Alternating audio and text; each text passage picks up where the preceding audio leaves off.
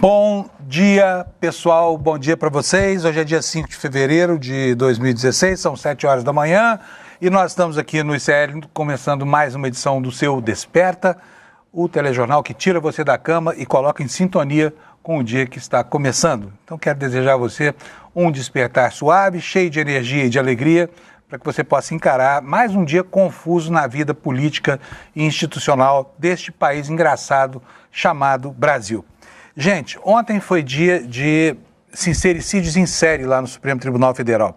E aqui é preciso ter bastante cuidado com as palavras, porque não é possível a gente criar confusão conceitual e confusão ideológica, onde o que existe é apenas uma necessidade de transparência. Todo mundo sabe que a Constituição brasileira tem um artigo, que é o artigo 37, que prevê transparência em todos os negócios públicos. Todo negócio que é feito com dinheiro do público, enfim, com esforço do Estado, tem que ser publicizado e tem que ser feito com eficiência e eficácia. É isso que está lá no artigo 37 da Constituição brasileira. E, a partir daí, a Constituição estabelece uma série de travas e limites para que a conduta do agente público não coloque em risco a segurança do Estado e os direitos atinentes à cidadania, né? Existem várias leis aqui com relação, por exemplo, ao que pode um magistrado em vigor no país, né? Nós temos conselhos, temos a lei orgânica da magistratura, enfim, nós temos uma miríade aí de equipamentos legais, de normas que foram feitas para que a volúpia, né, dos sentidos humanos de homens que vestem a toga mais importante do país e togas secundárias também, possa ser contida, né, por amarras institucionais, amarras claras e tudo mais. Mas o Brasil está querendo ouvir explicações de dois ministros do Supremo Tribunal Federal. Essas explicações não foram dadas até agora sobre as relações entre eles e o caso Master. Relações transversas, relações indiretas, mas relações muito importantes que, sinceramente, não foram explicadas e nem foram alvo, nem foram objeto de qualquer tentativa de explicação. Eu estou me referindo aqui ao contrato que existe entre a advogada Viviane Bastos de Moraes, que é a esposa do ministro Alexandre de Moraes, e o Banco Master, um contrato de 129 milhões de reais, que valia ao escritório dela 3 milhões e 600 reais por mês, não se sabe a título de quê. Essa pergunta, no entanto, causa um incômodo. Por quê? Porque o ministro Alexandre de Moraes é um ministro muito importante para o Brasil e a gente deve a objetividade, a dureza, a inflexibilidade dele, o que aconteceu com relação à trama golpista. Mas isso não o isenta de ter que prestar explicações sobre o que acontece na sua vida pessoal. E até agora, o que se havia falado sobre esse contrato entre o Banco do Vorcaro e a mulher do ministro foi nada, silêncio absoluto. O assunto está rodando aí há semanas e até agora não se sabe absolutamente nada. Juristas ilustres defendem que isso não é assunto para a opinião pública discutir, né? Ouvi de um advogado que eu respeito muito outro dia que a questão dos honorários tem que ser discutida entre a parte e o advogado. Mas, nesse caso, a parte, o advogado da parte é o cônjuge de um ministro do Supremo Tribunal Federal. Então, não fica aí a necessidade absolutamente justificada, no plano moral, até no plano legal e constitucional, de que haja mais transparência. Com relação ao ministro Toffoli, a conversa é um pouco mais diferente, né? Porque o Toffoli tem uma relação muito antiga com esse resort Itaiaia. Os irmãos dele já foram, pelo menos no papel, donos de uma fração do capital. A ele se associou o cunhado do dono do Banco Master, né? O pastor Fabiano Zettel. Então, assim, são relações muito estranhas. Ele aparece em vídeos recebendo pessoas. Os funcionários do resort dizem que ele é o dono do resort e ele não explica nada. Ontem, Alexandre de Moraes e Toffoli se juntaram no Supremo para falar um monte de coisa sobre o que um juiz pode e o que não pode. E falaram isso em reação à proposta do ministro Fachin, que foi esboçada com muita clareza na reabertura do ano judiciário, de se estabelecer um código de conduta, né? O assunto virou pilhéria no plenário do Supremo e isso aconteceu da pior forma possível, porque as explicações continuam faltando, tá? Ninguém está demonizando ninguém, pelo contrário, não se trata de, isso é novo lavajatismo, Fábio Panunzi é lavajatismo. Não é verdade. Não tem nada de lavajatismo nisso. O que a sociedade quer é que um juiz explique por que o escritório da mulher dele tem um contrato de 129 milhões com a mulher do ministro, tá? Isso é preciso dizer, é preciso esclarecer, tá?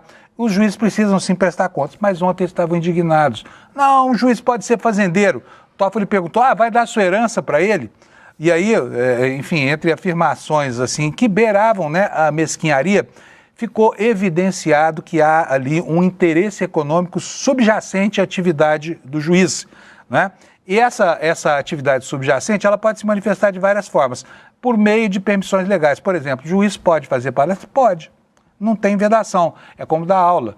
Só que isso virou uma indústria em Brasília, tá? Virou uma indústria, e uma indústria de um segmento das sombras, um segmento que, à guisa de promover pesquisas, de promover palestras, de promover, enfim, eventos que têm como intenção a educação, isso acaba patrocinando a indústria do lobby judicial, porque os juízes muitas vezes são convidados, porque aqueles que os convidam querem proximidade com eles. Essa é a verdade. Então o assunto está mal parado.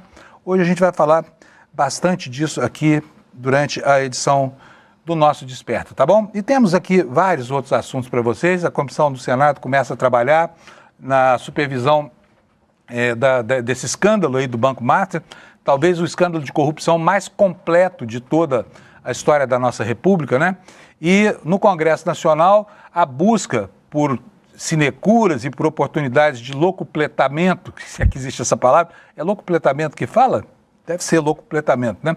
A vontade de os parlamentares locupletarem os levou, depois de anunciarem aquele aumento que vai permitir até um extrateto a funcionários com cargo de chefia na Câmara Federal, eles agora querem 23% de aumento da verba de gabinete que vai acontecer. A gente vai falar sobre isso também durante o programa de hoje, tá bom? Mas como o dia está só começando e eu gosto de começar os dias com leveza, vou chamar o meu querido Alex Amorim, que hoje deve estar... Olha o sorriso no rosto dele. Alex, mostra os dentes aqui para nós, por favor. Fazia muito tempo que o Palmeiras não dava de 5-1 em ninguém. Conta para nós o que foi isso, Alex. Sim, vamos nessa, Panos. Antes eu vou deixar aqui a artezinha dos resultados de ontem. O que aconteceu ontem, Panos, eu não acreditei muito. O Palmeiras jogou bem, não fez gol feios, fez os gols tocando a bola. O Andrés Pereira deu um tapa ali de calcanhar ali pro Piqueires pro terceiro gol, que deu o cruzamento ali pro Maurício. Então o Palmeiras ontem ganhou de 5-1 ali do Vitória. Quem deve estar feliz, além de mim, deve ser o André Uzeda, que é torcedor do Bahia e o maior rival é o Vitória. Então o Palmeiras ganhou do Vitória lá na Arena da Barueri e o Vitória ficou na derrota. Panúcio, gostou desse? Ou seja, a vitória do Palmeiras sobre o Vitória foi do Palmeiras e o Vitória ficou com a derrota, é isso? Isso Simples mesmo. De entender. E do restante da rodada, Panuso, tivemos também o Flamengo empatando 1-1 ali com o Internacional. Começou perdendo com um gol do Borré, um golaço, e conseguiu um empate ali com o gol do Arrascaeta. O Bragantino ganhou de 1-0 ali do Atlético Mineiro. O Remo começou ganhando de 2-0, porém o Mirassol conseguiu um empate ali, jogando fora de casa 2-2. No Sansão, Panuso, foi um empate 1-1 ali na Vila. O Santos começou ganhando com o gol do Zé Rafael, porém o Calheri ali no segundo tempo empatou para o São Paulo. O Grêmio ganhou de 5-3 ali do Botafogo, começou ganhando, porém sofreu a virada ali, 5-3, uma goleada ali em Porto Alegre. E para finalizar, como a gente já começou abrindo nesse nosso bloquinho de esportes, 5-1 Palmeiras, a maior goleada ali durante a rodada foi essa, com um ótimo resultado, e isso continuo sendo fora Abel, mas vamos isso até o final da rodada. E para prosseguir no Panuso, hoje teremos os jogos restantes, Bahia e Fluminense, Vasco e Chapecoense, e para finalizar teremos o jogo entre Cruzeiro e Curitiba, Panunzio. Muito bom, só que, gente, olha, a vida cobra consequências, vocês sabem. Quando Sim. a gente se compromete com uma coisa, essa coisa gera uma expectativa, a expectativa gera a necessidade de uma explicação posterior. Pois é, isso nós estamos implantando nesse minuto aqui no nosso Desperta, porque o Alex ontem fez o prognóstico dele, eu às vezes chamo ele de o Milton Neves do bem. Sim. Né? Mas acontece que isso não o torna um gênio dos acertos, né? Nas suas apostas. Até porque se fosse fácil acertar resultado de jogo, a loteria esportiva já teria feito milhões de milionários, né? Sim. Mas vamos conferir qual foi o prognóstico do Alex ontem e saber o que foi que ele acertou, o que foi que ele errou, para aferir o quanto os palpites dele devem ser aceitos por você que está aí nos assistindo. Mostra para nós, Alex. Bora nessa. Vamos continuar, Panuso. Teremos Red Bull Bragantino e Atlético Mineiro. Eu creio que será um empate ali, jogando em Bragança Paulista. Teremos o jogo entre Remo e Mirassol. Eu creio que na vitória do Mirassol ali, que está fazendo uma grande campanha.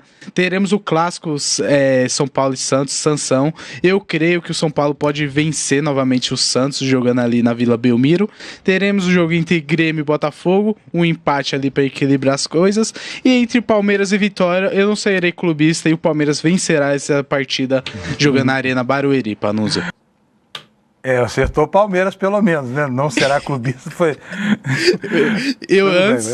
Eu lembro que eu tinha falado, que eu fiz o cortezinho antes do Flamengo e do Internacional, eu coloquei que era empate. Então eu creio que eu acertei 2 e errei o restante, Panuso. Então ficou abaixo dos 50%. Pelo amor de Deus.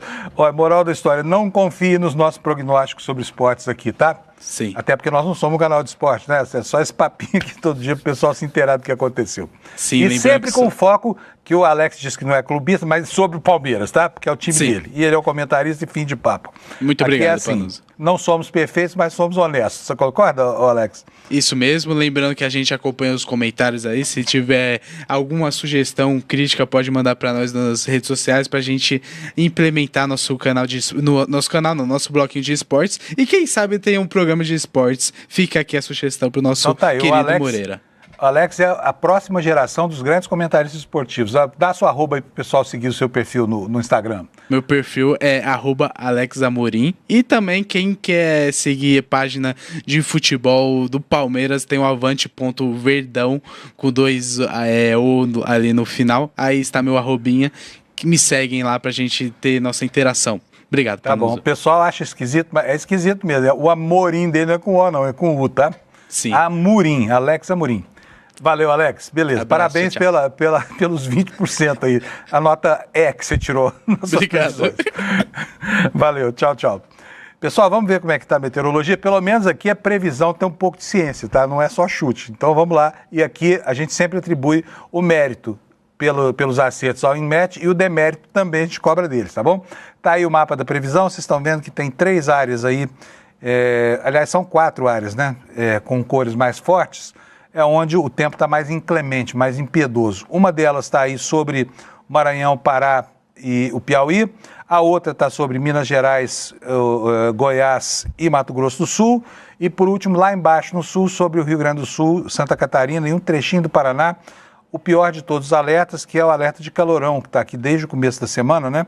Com, baixa umidade agora e temperaturas altas. Vamos ver aqui, como esse é o mais drástico de todos, vou ler para vocês. Umidade relativa do ar variando entre 30% e 20%, com baixo risco de incêndios florestais, também baixo risco da saúde. Olha, parece que foi feito sob encomenda aqui, né? Essa frente essa frente quente que está sobre o Rio Grande do Sul está estacionada aí já faz 3 dias, o pessoal lá morrendo de calor. E aí nós vamos ver aqui como é que estão as temperaturas, né? Para que a gente se defenda do que vem por aí. Tá? Aqui em São Paulo de amanheceu fresquinho com 20 graus, a chuva parou, mas vai voltar a chover daqui a pouco. E vamos aqui para as temperaturas. Olha, churrasquinho de gente ainda lá em Porto Alegre, 35 graus de temperatura máxima hoje à tarde, né? Poucas nuvens, mas tem nevoeiro no horizonte. Em Florianópolis, nuvens, 30 graus de temperatura, não chove e mínima de 22 graus Celsius lá. Em Curitiba, a temperatura fica em 26 nas horas mais quentes, vai ter chuva, possível queda de granizo aí para o pessoal do Paraná, então atenção. Aqui em São Paulo, nuvens, pancadas de chuva isolada, temperatura máxima de 28 graus Celsius. No Rio de Janeiro, os termômetros vão apontar 31 graus nas horas mais quentes. Em Vitória, 33 graus, dia de sol, tem nuvem no céu, mas vai ser um dia bom para a praia. Em Belo Horizonte, pancadas de chuva, trovoadas isoladas, máxima de 28 graus. Agora o centro-oeste. Goiânia terá nuvens com pancadas de chuva e trovoadas isoladas, com máxima de 29. Brasília, cadê Brasília? Muitas nuvens, pancadas de chuva, trovoadas isoladas, máxima de 28 graus Celsius. Em Campo Grande a temperatura vai a 30, em Cuiabá vai a 33, chove, pode chover bastante, né? Em Porto Velho a temperatura vai a 30, sempre com chuva, tá? Em Rio Branco também chove. Manaus deve chover aquela chuvinha da tarde, máxima de 32 graus.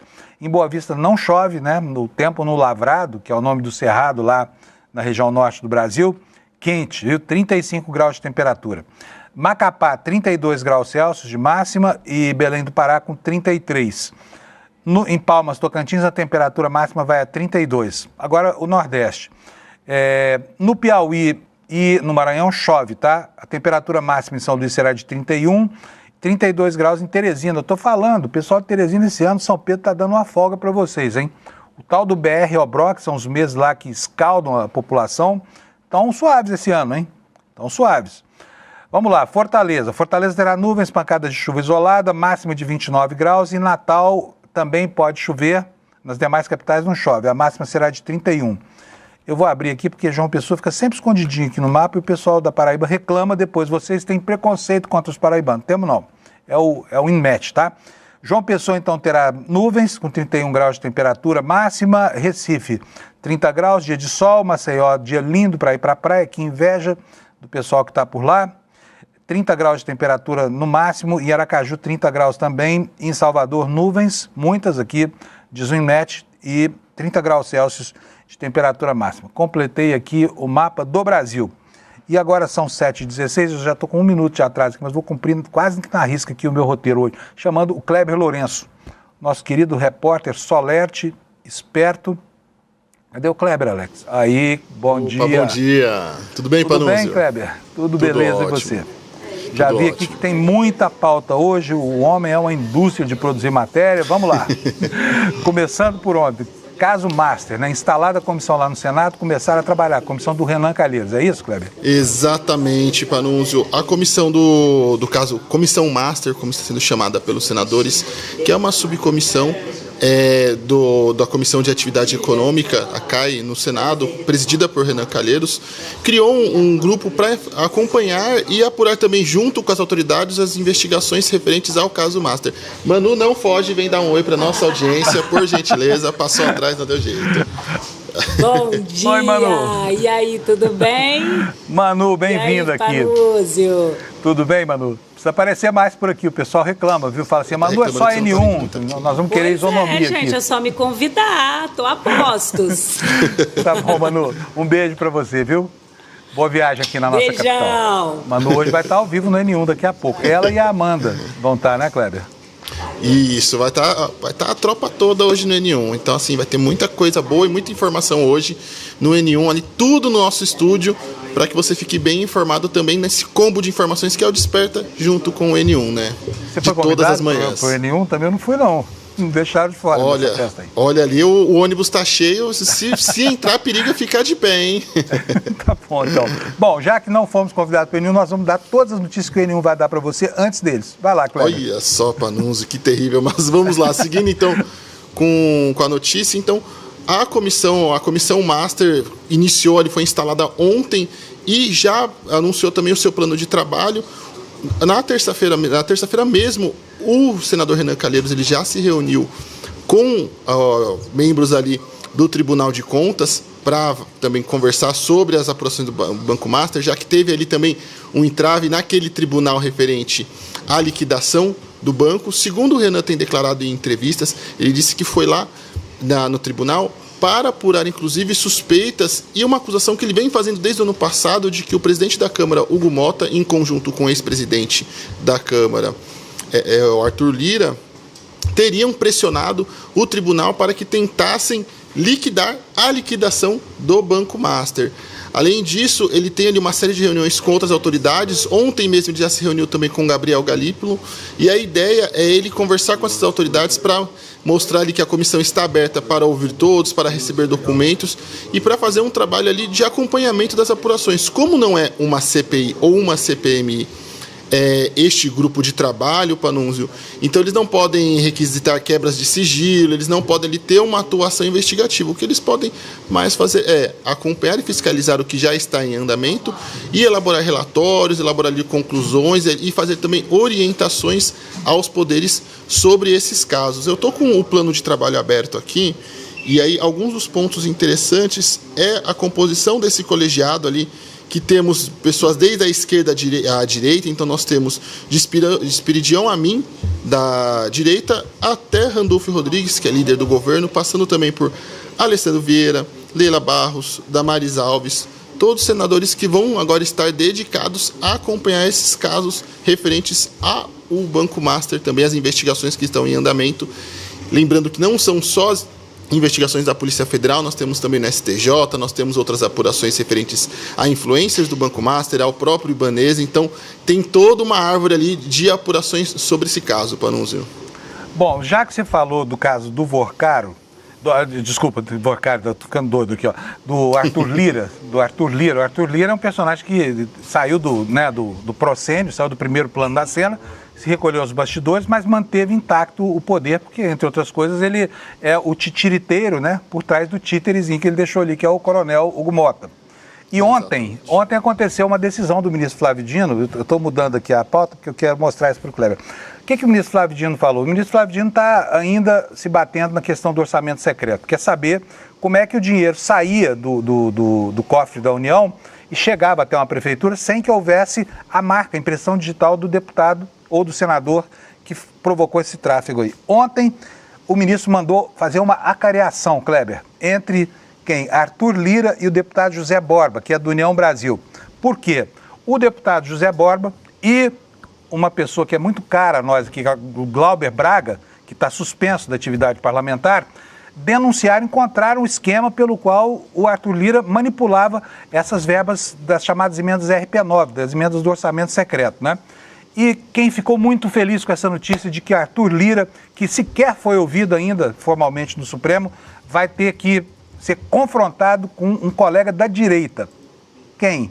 Glauber Braga, que não está no Congresso Nacional, mas está feliz da vida lá no Rio de Janeiro.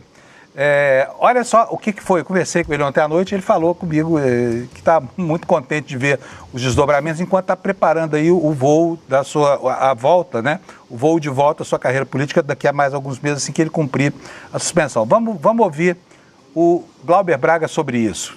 Roda para mim, Alex, por favor. Eu espero que ele, Arthur Lira, seja responsabilizado e eu espero que acabe o orçamento secreto, de maneira definitiva, é só isso. Eu espero que um dia emenda parlamentar nem exista, que o conjunto do orçamento público seja discutido, definido pelo povo, do poder popular. Agora, enquanto isso não acontece, o mínimo que está se exigindo é transparência na aplicação desses recursos. Panunzio, eu cito um caso concreto, que está inclusive nessa investigação da Polícia Federal. Eu falei sobre esse assunto junto à Polícia Federal. Naquela lista de 4 bilhões de reais que foi suspensa pelo ministro Flávio Dino no final do ano retrasado, sabe qual era o estado que tinha mais emendas? O estado de Alagoas. Sabe qual era o município que tinha mais emendas? O município de Rio Largo, que é de um aliado de Lira e tem ali todo tipo de questão cabeluda. Não vai dar tempo de falar agora, mas em outro momento eu estou à disposição para fazê-lo. E aí eu fui ver de onde saía esse dinheiro, da Comissão de Turismo. Aí eu fui verificar quantos deputados de Alagoas tinham na Comissão de Turismo para ter indicado esse recurso que era do orçamento secreto. E eu fiquei abismado com a resposta. Ou, pelo menos, revoltado. Não tinha nenhum deputado de Alagoas. Demonstrando, então, que são as digitais de Arthur Lira exatamente nesse recurso do orçamento secreto para não ser identificado. Respondendo objetivamente sua pergunta, eu espero que Arthur Lira seja responsabilizado e que o orçamento secreto definitivamente acabe. Não pode ter RP2, RP9 ou emenda de comissão que seja assinada por presidente de partido sem que o deputado se identifique. Por que um deputado que indica uma verba para determinada região ele não quer se identificar? É claro que é porque tem mutreta, é porque é ele mesmo, a empresa dele, ou a empresa do irmão, ou a empresa do filho, ou a de um aliado político que não pode aparecer, que vai estar realizando aquela obra de maneira ilegal. Isso tem que acabar. O Glauber, Kleber, não está parado não, viu? Ele está suspenso, sabe? Ele deu um pé na bunda do cara do MBL, 6 meses, né? Então, o ano legislativo começou sem que ele estivesse lá, porque, afinal de contas, o processo dele terminou no fim da atividade parlamentar do ano passado, né? Sabe o que ele está fazendo? Preparando a campanha dele a governador do Rio de Janeiro, que vai decidir nos próximos dias.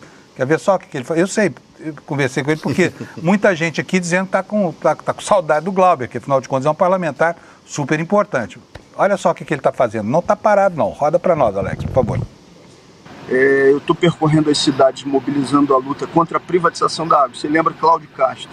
Nas eleições anteriores, ele privatizou a distribuição de água e vários municípios, mais de 10 municípios, resistiram a essa privatização.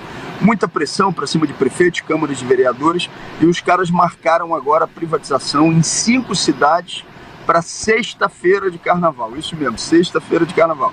Então eu estou agora no município de Quissamã, já participei de passeata hoje em Conceição de Macabu, mobilizando a luta, vou passar por todas essas 5 cidades, mobilizando a luta contra a privatização da água. E além disso, eu estou fazendo reuniões discutindo um programa de governo para o estado do Rio de Janeiro, além disso, discutindo a conjuntura internacional e nacional e discutindo a tática eleitoral.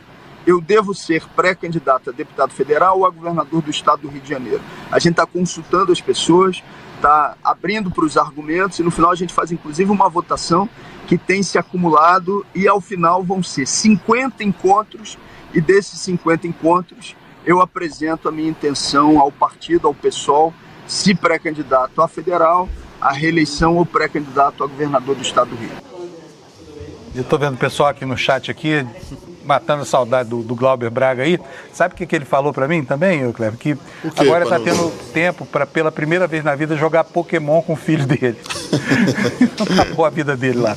Bom, mas vamos para quem está com a vida dura. Vamos falar agora da CPMI do INSS, que vai receber um protagonista da história dos nossos dias, já, hein? Marcaram data para o depoimento do Vorcaro, Cleber? Exatamente. Essa data incomodou alguns parlamentares, principalmente aqueles mais ligados à base governista. Ficou remarcado o depoimento do Vorcaro para o dia 26 de fevereiro. Ele tem dito a membros da comissão, a defesa, na verdade, do Vorcaro vem dizendo a membros da comissão de que vai sim falar ali o que for necessário dentro das investigações da CPMI do INSS. Ele não vai tratar informações sobre o caso Master em si, os escândalos de desvios e afins que foram acusados ali de superfaturamento envolvendo o Master, BRB, mas vai falar sim sobre as acusações de envolvimento do seu banco nos desvios ilegais ali de aposentados e pensionistas, Panunzio. Então, esse é um depoimento que está ali sendo aguardado com muita expectativa. Eu já havia conversado com o deputado Rogério Correia ontem e ele já havia me dito também que esse prazo é muito ruim, que ficaria um prazo muito apertado, eles não têm só essa oitiva para fazer, eles têm outros requerimentos, como, por exemplo, fazer a solicitação de Roberto Campos Neto para que ele preste também esclarecimentos ali sobre a sua gestão no Banco Master, no Banco Central e, principalmente, como se deu o desenvolvimento do Banco Master enquanto ele era presidente do Banco Central e como aquilo aconteceu sem que houvesse uma ação mais incisiva do órgão regulador. Assim como outras convocações, a gente já vai falar de mais 2 ali que entraram no radar também da CPMI, mas as críticas é de que fazer esse adiamento para depois do Carnaval deixa o prazo dos trabalhos ainda mais apertado e mais difícil, uma vez que, primeiro, a comissão não tem acesso a todos os documentos por conta da decisão do ministro Dias Toffoli, que colocou tudo o que envolve o caso Master em sigilo. E isso envolve algumas informações referentes ao caso do INSS, uma vez que também passa pelo Banco Master esse caso. E o segundo ponto, ainda não há uma certeza de que os trabalhos da comissão serão prorrogados por mais 60 dias. O senador Carlos Viana ainda terá uma conversa nas próximas semanas com o presidente do Senado, Davi Alcolumbre, que é quem arbitra se terá ou não essa prorrogação do prazo. E isso ainda está em aberto e preocupa também os parlamentares. Muito bom. Ô Kleber, o que o Duda Lima vai fazer na CPMI na CPI do INSS, hein? Duda Lima, marqueteiro, o que ele tem a ver com essa encrenca toda? Exato. Olha, essa história é uma confusão, Panunzio, que assim tem potencial de arrastar mais gente para uma história que já não é pequena, que é o caso tanto do Master, mas o caso da CPMI do INSS. Agora, também o deputado Rogério Correia, eu consegui ter acesso a esses requerimentos ontem à noite mesmo, em primeira mão. A gente jogou também no site mais informações sobre isso, mas o que acontece? Uma reportagem da Folha de São Paulo mostrou que o ex-policial Rogério Gílio Gomes afirmou por escrito em uma declaração juramentada registrada em cartório e levada às autoridades que o advogado Eli Cohen teria pedido 5 milhões ao marqueteiro do PL, Duda Lima, para que quando ele fosse prestar esclarecimentos na CPMI do INSS, ele atuasse de forma a colocar todo o escândalo e a confusão na conta do governo.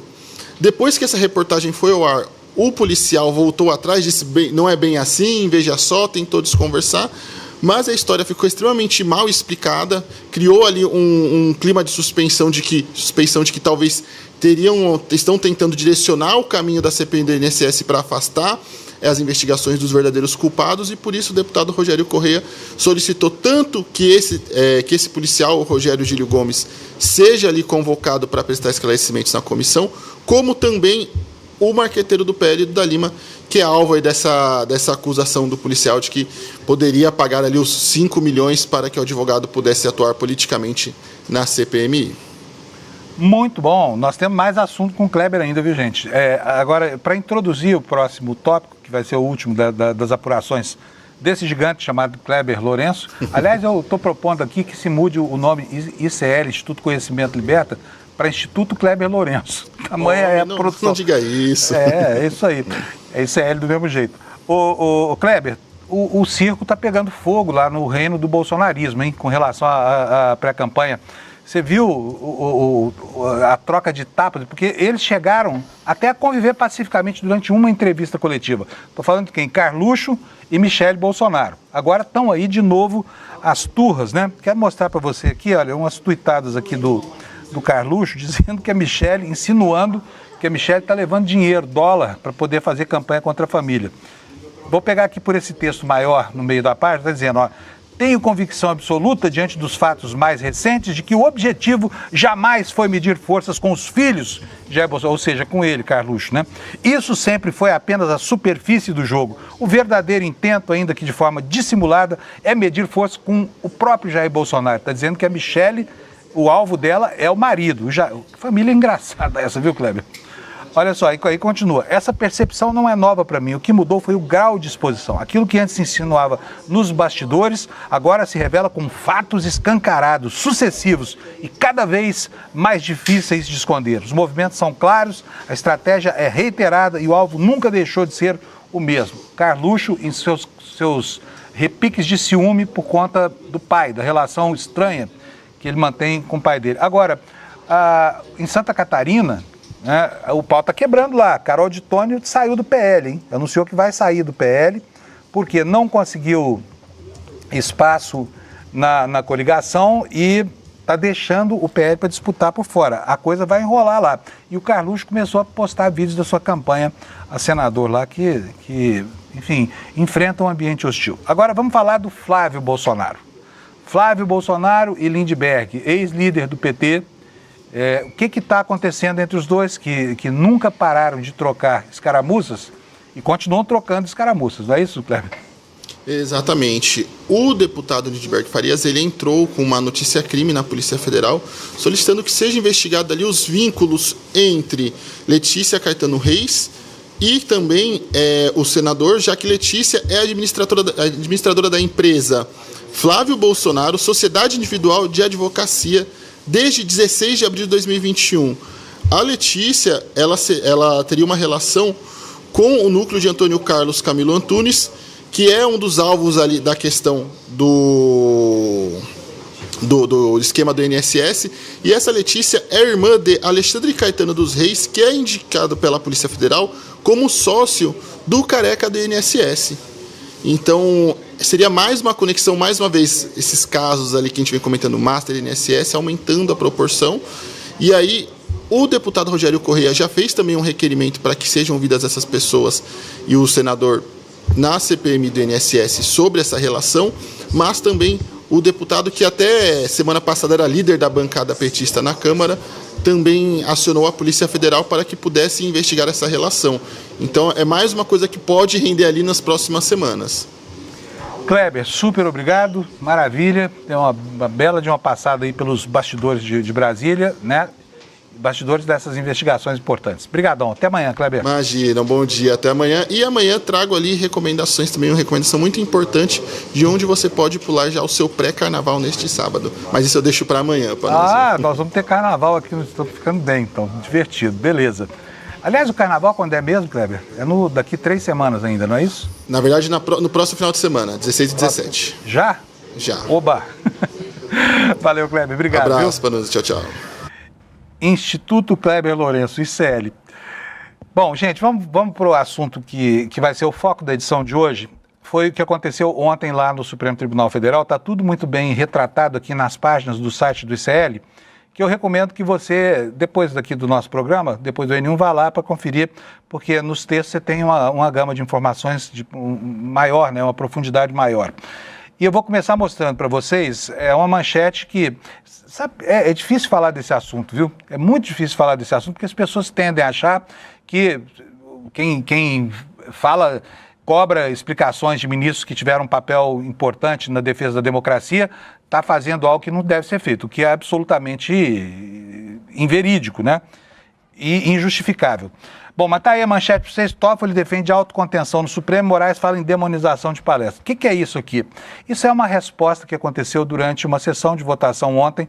O que estava sendo votado pelos ministros do Supremo era como os juízes podem usar as redes sociais, julgamento que ainda não terminou. Mas aí apareceram as duas pessoas que estão devendo explicações para o Brasil. O Toffoli está devendo muitas, e o ministro Alexandre de Moraes, que também, a despeito de tudo que fez pela democracia, também continua sem explicar o contrato da mulher dele com o banco do Daniel Alvorcaro. Continua sem explicar, isso é fato, não é opinião, não é nada, e dizer isso não deve molestar ninguém, porque essa é uma verdade absolutamente inquestionável. Só que eles trouxeram o assunto à baila da pior maneira possível, porque ficou parecendo uma mesquinharia no Supremo Tribunal Federal, com juízes dizendo para o Brasil inteiro que eles têm certos privilégios que as pessoas não entendem ou não entenderiam, né? Vou ler aqui para vocês um trechinho, depois a gente vai ver as falas, tá? Matéria da Folha Press espelhada aqui no nosso site. Em meio às discussões sobre a implementação de um código de conduta no Supremo, o ministro Alexandre de Moraes negou que magistrados da corte julguem casos com os quais tenham relação pessoal e disse que a opinião pública passou a demonizar palestras. Vamos ver a fala do ministro? Depois eu coloco para vocês alguns pontos que têm que ser questionados nessa fala. Roda para nós, por favor, Alex.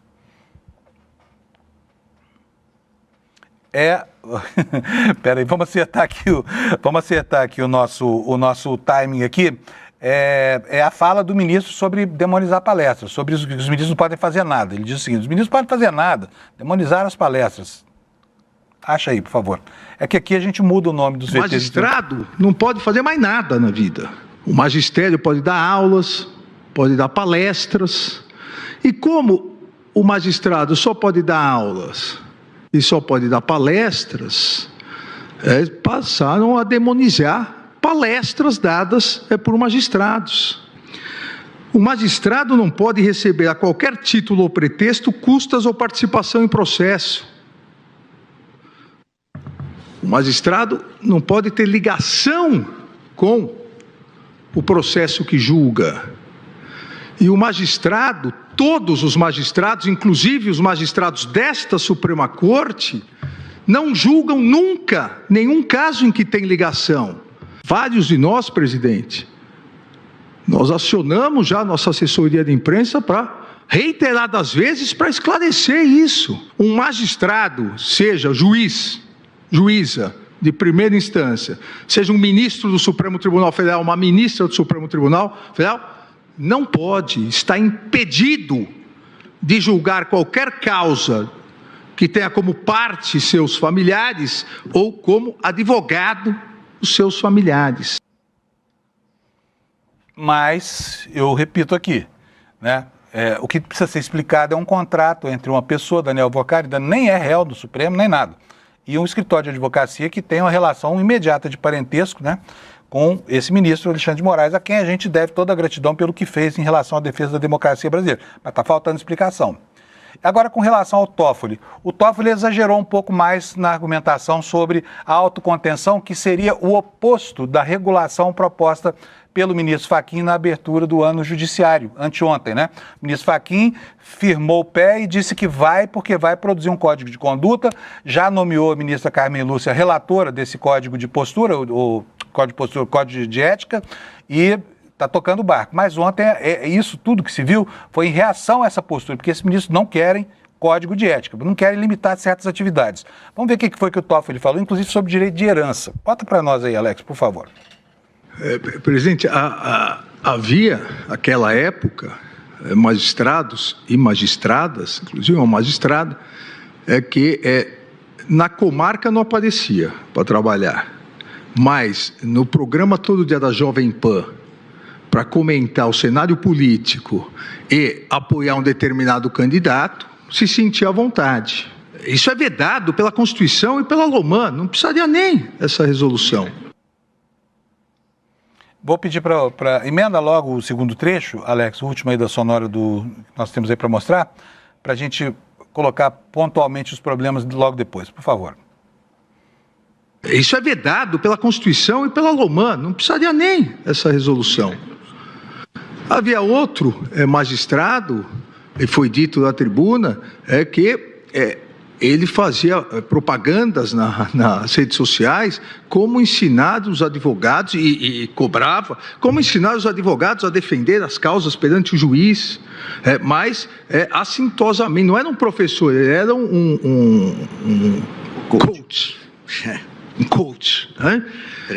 E outros magistrados que queriam ser influencers. Olha, é absolutamente incompatível. Pois é, o ministro Toffoli disse que o magistrado pode sim ser dono de empresa, pode sim, por exemplo, ser fazendeiro. Citou o ministro fazendeiro, né, sabido lá, quando um juiz ataca o outro lá no Supremo e o atacado é o ministro Gilmar Mendes, por exemplo, o pessoal fala assim, latifundiário. Realmente ele tem fazenda, ele e a família tem fazendas lá no Mato Grosso. Agora, com relação às palestras, é preciso explicar aqui que isso que parece ser uma atividade de caráter pedagógico acabou virando uma indústria de lobby. E é verdade, todo mundo em Brasília sabe disso. Sabe quanto custa contratar a palestra de um ministro do Supremo Tribunal Federal? 50, 60, às vezes até mais. R$1.000, tá? R$1.000. Então, o que acontece? Promotores de eventos em que supostamente haveria palestras estão, na verdade, criando oportunidades para fazer networking entre advogados interessados em processos que estão sob a batuta dos juízes convidados para palestrar. E aí a gente entende que esse é um ponto sensível lá em Brasília, né? E aí vem o ministro dizer que demonizaram as palestras. Não é demonizar a palestra. Aliás, ninguém nem falou em proibição de palestra, nem nada disso. Agora, o Estado brasileiro paga R$46 mil por mês de salário brutos a um juiz, dá todos os elementos que ele precisa para fazer o seu trabalho, né? Casa funcional para ele viver, quer dizer, ele não tem preocupação nenhuma com os boletos. É para isso que ele está lá, ele não está lá para fazer palestra. Ele está lá, se quiser dar aula e tudo mais, ajudar o país, beleza, não tem problema nenhum, inclusive não tem ninguém demonizando palestra. Agora, transformar oportunidades supostamente de interesse pedagógico em eventos de lobby, aí não dá. Concorda comigo? É isso aí. Foi assim ontem lá no Supremo Tribunal Federal. Agora vamos para as boas notícias aqui, porque já são 7h43 e eu tenho boas notícias para vocês. Olha, a primeira delas está aí na tela, o Alex vai botar para nós. O ministro Flávio Dino marcou o julgamento daquele processo de crime continuado, né, que pode permitir finalmente a punição dos torturadores da ditadura que ainda estão vivos, né? E, enfim, muito bom essa pauta e essa maneira de enxergar o problema, porque esses eram os esqueletos na parede da ditadura militar brasileira que continuam fazendo barulho de vez em quando, né? E a notícia diz o seguinte: o ministro Flávio Dino, do Supremo Tribunal Federal, marcou julgamento para discutir o limite da Lei da Anistia de 1979. Isso pode permitir que os torturadores da ditadura militar que cometeram crimes, como o desaparecimento forçado, possam ser julgados criminalmente. O julgamento ocorrerá a partir de 13 de fevereiro, né? Daqui a pouco mais de um mês, daqui a pouco mais de uma semana, e avaliará a acusação contra o tenente-coronel Lício Augusto Ribeiro Maciel por crimes cometidos durante o combate à chamada Guerrilha do Araguaia. Ao reconhecer a repercussão geral da matéria, Dino já considerou que a lei da anistia não pode ser aplicada a crimes permanentes, aqueles que começaram durante o período da ditadura militar, né, que foi de 64 a 85, e continuam até o presente com a ocultação de cadáver, caso, né, emblemático do ex-deputado Rubens Paiva, cujo corpo até hoje ninguém deu notícia dele.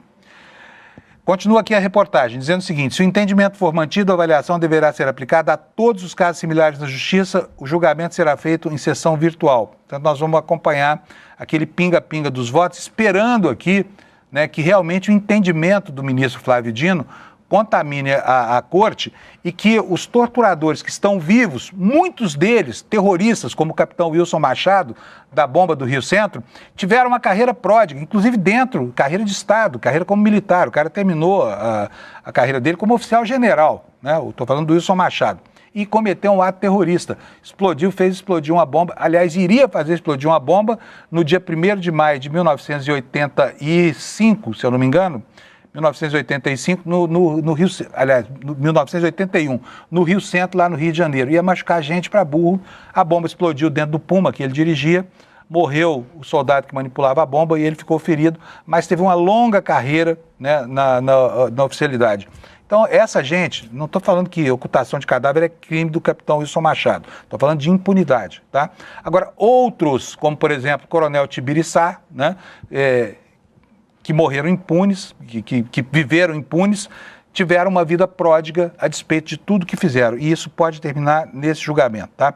E aqui, para encerrar, a matéria fala o seguinte: em fevereiro do ano passado, o ministro Alexandre de Moraes também decidiu reconhecer a repercussão geral no caso do ex-deputado Rubens Paiva, né, que apresenta a mesma configuração. Na ocasião, o ministro Alexandre de Moraes destacou a importância da discussão do tema e citou exemplos de países vizinhos, como a Argentina e o Chile, que também enfrentaram regimes ditatoriais e revisaram a legitimidade de anistias que beneficiaram não apenas os punidos pela ordem ditatorial, mas também, especialmente, agentes públicos que cometeram crimes comuns a pretexto de combater os dissidentes. No entanto, o ministro ainda não pautou o julgamento do mérito da ação do caso Rubens Paiva. Mas só de saber que está indo ao plenário, né, do Supremo essa tese tão bem desencavada aí pelo ministro Flávio Dino, isso já para nós é um alento. Então, notícia boa de um lado, no Poder Judiciário, notícia ruim de outro, na Câmara Federal. Depois da esbórnia que a gente viu lá, com a criação de um sobreteto, né, de um valor exorbitante de gratificação, que se somado ao salário vai estourar o teto constitucional para cargos em comissão, né, para pessoas nomeadas sem concurso público por políticos. Agora chegou a vez dos deputados se auto-aquinhoarem, né, com um presentinho. 23% de reajuste na verba de gabinete, aquela verba que paga tudo, que paga combustível, paga carro, muitas vezes paga até o fim de semana com a namorada, aí pelo Brasil, e vai aumentar 23%. Tá? Lá é tudo assim. Enquanto os brasileiros sobem de 4% em 4% para corrigir a inflação dos seus salários, na Câmara tudo é isso, 9%, 20%. Vamos lá, a matéria da Folha Press aqui no site do ICL dá conta do seguinte: a Câmara aumentará em cerca de 23% a verba de gabinete após aprovar um projeto que reajusta o salário e cria um novo penduricário para os servidores da casa. O novo valor do orçamento que cada deputado terá que pagar no vencimento de seus funcionários passa a ser de aproximadamente R$ 165 mil, tá? Então, é o valor da soma dos salários mensais, né? O cara pode contratar uma equipe que vai a R$ 165 mil de salário por mês na soma. O aumento acontecerá através de atos da mesa diretora e esse ato deve ser assinado ainda nesta quarta-feira. Isso foi ontem, ainda não sei se assinou. Eu vou pedir ao Kleber para atualizar essa informação para mim. Há uma previsão também de um auxílio saúde para os servidores. Atualmente, cada deputado tem R$ 133,100 por mês para distribuir para até 25 secretários parlamentares. É um exército. O dia que aparecer todo mundo no trabalho, não vai caber na salinha do deputado. A verba de gabinete é o valor que os congressistas possuem para pagar os funcionários do seu escritório. Os líderes argumentam que como o salário dos servidores aumentará, também será necessário atualizar a verba de gabinete, como se uma coisa tivesse conexão com a outra, né? Caso contrário, afirmam que serão obrigados a demitir funcionários para se manter no limite atual. Reajuste deve aumentar de 8% a 9,28% os vencimentos dos servidores, segundo cálculos do presidente da Câmara, Hugo Mota, que é o patrono dessa sinecura concedida pelo Congresso ontem aos seus funcionários em cargos de confiança. Líderes defendem o reajuste da verba de gabinete no mesmo patamar, também aumentos indiretos no projeto, extinção, por exemplo, da gratificação de representação para servidores do Legislativo e um novo adicional com valor de entre 40% e 100% do rendimento básico de cada cargo, valor que não poderia, em tese, ultrapassar teto constitucional, mas, segundo o Hugo Mota, vai ultrapassar. É o que se espera que aconteça, não por conta da formação de expectativas de moralização. Não, é porque sempre foi assim e sempre será. No Congresso Nacional, além do bordão da bandeira brasileira, né, o próximo bordão é aquele: Mateus, primeiro os teus. Vamos falar um pouquinho mais agora sobre as aprontações de Daniel Vorcaro e da turma do Banco Master, né? E nós tivemos agora como última consequência a liquidação judicial do Grupo Victor, que era o patrocinador do Palmeiras, do meu amigo Alex Amorim, e agora virou objeto de inquérito, porque esse fundo que se dispunha a gastar 3 bilhões de reais aí, né? Para a compra do Banco Master, agora está quebrado. Essa é a realidade. Pediu recuperação judicial porque não tem grana para pagar as suas contas. A matéria que está aqui no site do G1 dá conta do seguinte: olha, apesar de ter feito uma oferta pelo Master no fim do ano passado, o Grupo Victor entrou em recuperação judicial essa semana. O Victor é investigado por 4 crimes contra o sistema financeiro nacional. Vamos ver quais são esses crimes, né? Gestão fraudulenta, apropriação indébita financeira, emissão de títulos sem lastro, equiparados a valor mobiliário, operar em instituição financeira sem autorização. O Grupo Victor já vinha sendo alvo de investigações da PF, que, diante de encontro dos indícios de crime, decidiu abrir, então, esse inquérito. No domingo passado, o Grupo Victor protocolou um pedido de recuperação judicial no Tribunal de Justiça do Estado de São Paulo. Segundo a companhia, a medida busca equilibrar a operação e assegurar o pagamento de compromissos financeiros que somam cerca de 4 bilhões de reais. No dia 18 de novembro de 2025, a Polícia Federal realizou uma operação contra o Banco Master que resultou na prisão de quem? Ele, né? O grande anti-herói brasileiro, o presidente do Banco Master, Daniel Vorcaro, esse banqueiro picareta que criou uma teia de lobbies impressionante para amparar o seu negócio fraudulento. Eu ia dar para vocês aqui a notícia do Duda Lima, mas a gente já falou sobre isso com o Kleber Machado, então vou pular aqui para a gente falar um pouquinho sobre os Epstein Files. O Kleber, o que eu falei, Alex? Kleber Machado, não, Kleber Lourenço.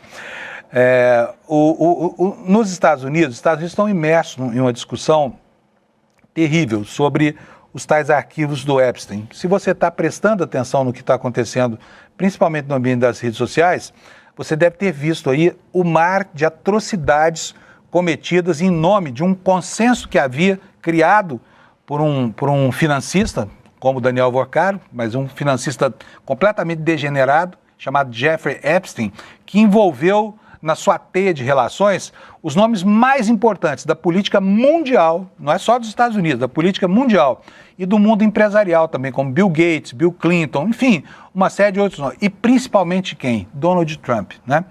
Pois na semana passada o Departamento de Justiça foi obrigado a liberar metade dos tais Epstein Files, dos arquivos do caso Epstein. Foram 3 milhões de objetos eletrônicos, né? Entre esses objetos tem texto, tem áudio, tem vídeo, tem fotos terríveis.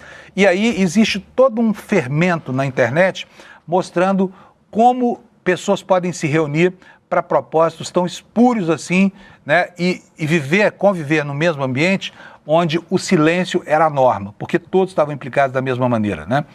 E, enfim, o Bill Gates já veio a público dizer que se arrepende amargamente de ter mantido relações com esse cara e explicou, assim, civilizadamente a natureza dessas relações. Não convenceu muito, mas explicou, né?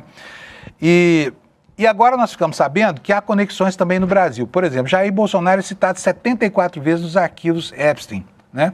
É impressionante ver como esse cara produzia informação sobre tudo e sobre todos. Ontem mesmo eu entrei no site do Departamento de Justiça para tentar baixar a íntegra dos conteúdos, fiquei impressionadíssimo de ver quanto material. O que era aquilo? Ele levava esses milionários, os oligarcas, os políticos do mundo inteiro para um ambiente em que havia autorização para tudo, especialmente para atos de pedofilia. É isso que implica hoje o presidente dos Estados Unidos, que está em péssimos lençóis aí tentando explicar a natureza dessas relações. E em benefício da verdade, eu preciso explicar que não há nenhuma prova cabal contra Trump, mas o conjunto da obra é terrível, especialmente numa sociedade moralista como a norte-americana, em que há 20 anos um presidente quase perde o mandato porque mentiu sobre um caso que teve com uma estagiária. Estou falando de Bill Clinton e Mônica Lewinsky, né? Mas vamos falar um pouquinho sobre as implicações disso com o Brasil. Está aqui no nosso site a manchete. Preso por estupro, Jeffrey Epstein, esse financista tarado, buscou o Brasil para ter acesso a garotas, tá? Vamos ver o que diz aqui a matéria da agência pública que está no nosso site. Em outubro de 16, quase 3 anos antes da sua morte na prisão, Jeffrey Epstein trocou e-mails com um associado, que se chama Ramsey Elcoli, sobre a possibilidade de adquirir uma agência de modelos brasileira. Essa agência foi uma grande agência lá nos anos 90 e 2000. Revelação do jornal o Globo na terça-feira. O objetivo, conforme indicam os arquivos divulgados pelo Departamento de Justiça, era explícito: ter acesso a garotas. E aqui nós estamos falando de garotas de programa, estamos falando de crianças, tá? Garotas no sentido da tenra idade das vítimas desses pedófilos tarados liderados por esse Jeffrey Epstein. O tal do Elcoli apresentou um relatório sobre 3 das maiores agências do país. Quais eram? Isso, olha, nas décadas de 90 e 2000, as mães brasileiras sonhavam em ver as filhas desfilando por essas agências. Muita gente importante começou a carreira de modelo por elas, né? E eu não estou dizendo que nesse período da vida dessas agências elas promoveram esse tipo de atividade, né? Não é nada disso. Mas o interesse do Epstein pelas mulheres, pelas meninas que frequentavam profissionalmente essas agências, chamou e muito a atenção da opinião pública e precisa ser discutido, né? Esse Elcoli, então, apresentou um relatório sobre a agência Elite, sobre a Ford Móvel e sobre a L'Equipe, as 3 maiores agências de modelos do Brasil. Ponderou sobre a melhor estratégia. E sabe o que ele recomendou? Ele falou o seguinte: olha, presumo que você está mais interessado no acesso a uma garota, escreveu Epstein, sugerindo um concurso de modelo seria ideal para atrair garotas caipiras sem experiência, as nossas aqui no Brasil. A negociação com a Ford Models foi negada pelo CEO da agência no Brasil, Décio Ribeiro, afirmando não se recordar do fato e negando que a empresa estivesse à venda. A descoberta, no entanto, reforça o interesse de Epstein no Brasil, como revelou a agência pública quando apurou a expedição ao país do agente de modelos Jean-Luc Brunel, que é um dos principais cúmplices desse tarado degenerado bilionário norte-americano em 2019. A reportagem mostrou como, meses antes da prisão do bilionário, esse Brunel esteve em uma extensa viagem de recrutamento, passou por diversas capitais brasileiras, buscava adolescentes com a promessa de uma carreira internacional, tendo chegado a visitar a família de uma menina de 13 anos para oferecer contratos em dólar. Isso tudo, gente, nós estamos falando do mundo de modelagem, não. Estamos falando do mundo da prostituição e do tráfico humano. Gravíssimo tudo isso e que bom será se isso desatar uma investigação para ver como mulheres brasileiras estiveram relacionadas como vítimas a esses esquemas do Epstein aí. Prossegue aqui a reportagem, que eu já vou encerrar porque o programa está no fim. De acordo com a reportagem da BBC News Brasil, ao menos 4.000 menções ao Brasil foram identificadas nos Epstein Files até o momento, incluindo trocas de e-mails e mensagens de Jeffrey a funcionários e amigos, além de fotos e notícias sobre personalidades brasileiras. Entre os achados, há uma troca de e-mails de 2012, no qual o tarado pergunta a Brunel sobre a modelo Luma de Oliveira, então recém-separada do empresário Ike Batista. Ele pergunta o seguinte, Ike Batista, namorada? Você mencionou isso para mim? Questionou o Epstein. E aí o Brunel responde, eu mencionei Luma de Oliveira. Ele era ou é casado com ela?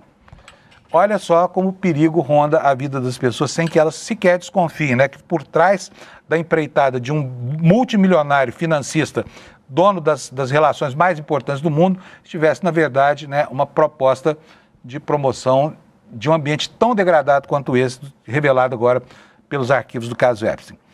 É isso aí, gente. Estamos terminando. Deixa eu ir aqui para a nossa promoção de hoje. Mais uma vez, chamar vocês para assistirem aqui conosco a aula de lançamento da nossa turma de pós-graduação deste começo de ano, tá? Essa aula se chama o Pacto da Impunidade. Ela será dividida entre o Gessé Souza e o Lindener Pareto e vai acontecer aqui no dia 12 de fevereiro. Dia 12 de fevereiro é uma quinta-feira, quinta da semana que vem, às 8 horas da noite. Para você garantir sua vaga, e vale super a pena, vai aqui, olha, no despertasl.com.br, deixa seu e-mail, tá?